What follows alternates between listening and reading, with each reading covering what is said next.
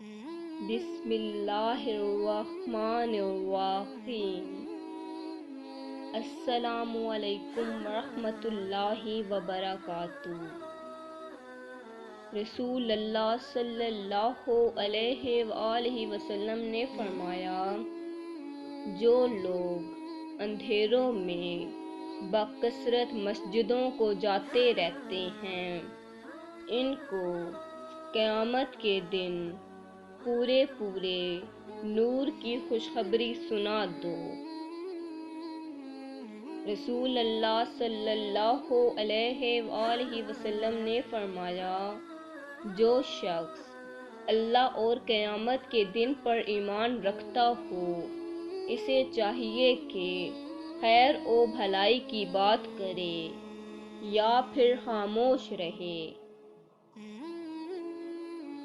حدیث نبوی صلی اللہ علیہ وآلہ وسلم۔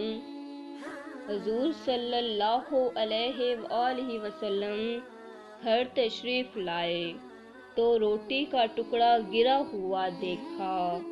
آپ صلی اللہ علیہ وآلہ وسلم نے اسے اٹھا کر صاف فرمایا اور کھا لیا، اور فرمایا، اے عائشہ، عزت دار چیز کی عزت کرو۔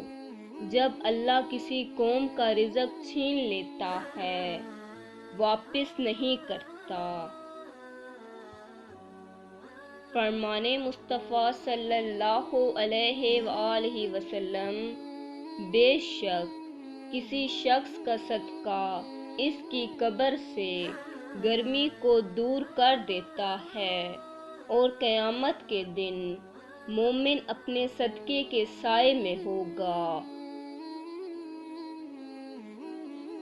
اللہ کا ذکر کرتے رہو، چاہے گھر میں ہو یا راستے میں، کیونکہ جس چیز کے سامنے اللہ کا ذکر کرو گے، چاہے وہ پتھر، پھول، درخت یا کچھ بھی ہو، قیامت کے دن گواہی دیں گی کہ یا اللہ، تیرا یہ بندہ تیرے ذکر میں مشغول رہتا تھا۔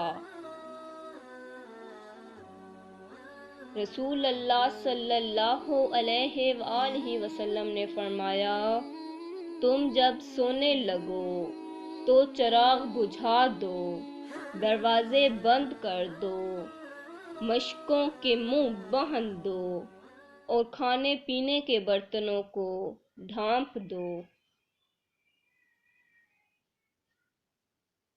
اللہ حافظ۔